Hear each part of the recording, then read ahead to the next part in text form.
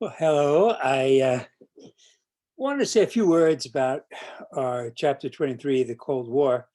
Um, I was born in 1947, so I grew up in the raging midst of the Cold War.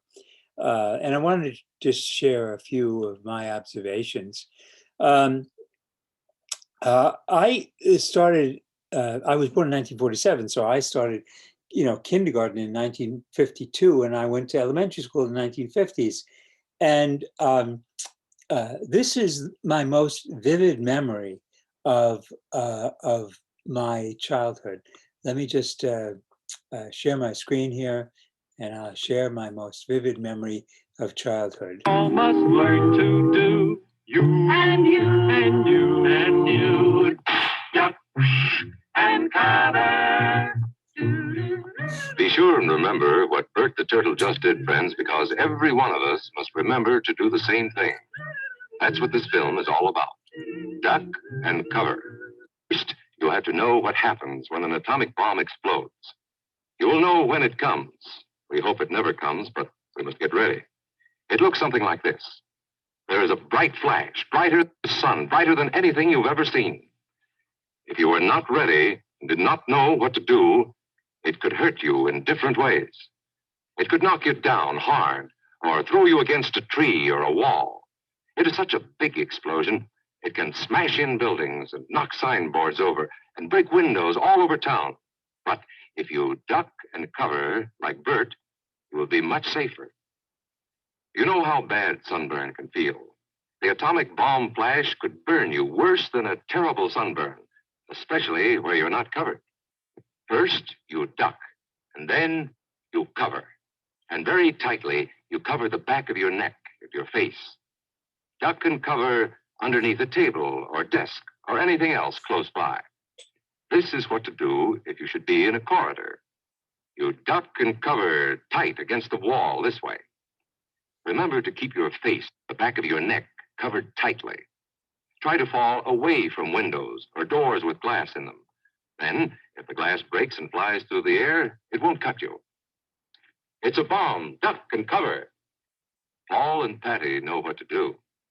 Paul covered the back of his head so that he wouldn't be burned, and Patty covered herself with the coat she was carrying. They knew how to duck and cover.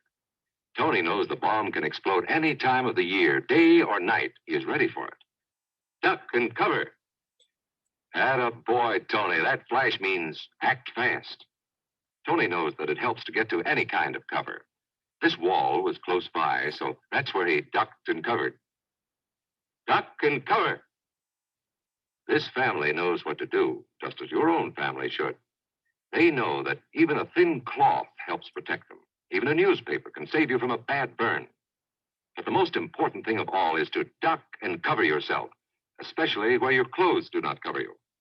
But there might not be any grown-ups around when the bomb explodes. Then you're on your own.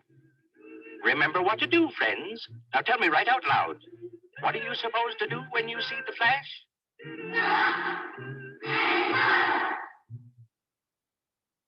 He did what we all. So that was it. When I was growing up, they explained to us children that the bomb could fall at any time, day or night, with warning, without warning. There's a flash, and what you got to do is duck and cover because you could get really burned badly. So we were preparing for a nuclear war, and I was living in New York at the time, which was ground zero. They showed us the pictures of Hiroshima, which was only a 20 kiloton bomb, a 20,000 tons. By the 1953, by the time I was in kindergarten, they were already using not atom bombs, but hydrogen bombs called fusion bombs. And the fusion bombs created an explosion that was millions of degrees of temperature, the same as the range of the center of the sun. And a 50 megaton blast would incinerate everything within a 15-mile radius. So basically, it was pretty absurd to tell us children to go under our desk and duck and cover, and even a newspaper or a thin picnic blanket could save you from being really burned from 10 million degrees of temperature in a bomb. So this was absurd. It was craziness. And people built air raid shelters. They built fallout shelters in their backyards. It was all the rage. In 1964, when I was in college, I first read Herbert Marcuse's book, One Dimensional Man, in which he laid out what finally clarified for me what was going on. He said, does not the threat of an atomic catastrophe, which could wipe out the human race, serve to protect the very forces which perpetuate the danger? We were so focused on this danger that we built up more weapons and they built up more weapons. And he said, yet this society is irrational as a whole. Its peace is maintained by a constant state threat of war.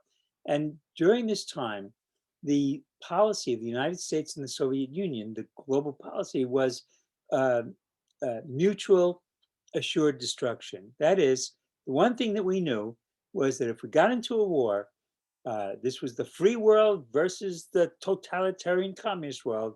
If we got into a war, it would be mutual destruction, would be assured, mutual assured destruction. Mad. I grew up in a mad, mad, mad world. And in the Cuban Missile Crisis, we came within a hair's breadth of actually doing ourselves in. So I just wanted to leave it there. Just a short testimony from your aged professor about what it was like back in the day, before we were so afraid of terrorism and of everything around us. We were much freer, even though the threat was enormous and we just lived under this cloud. So I'll leave it there, let you think about that, and have a good weekend. And I'll send this out with my next week's mailing. Bye-bye.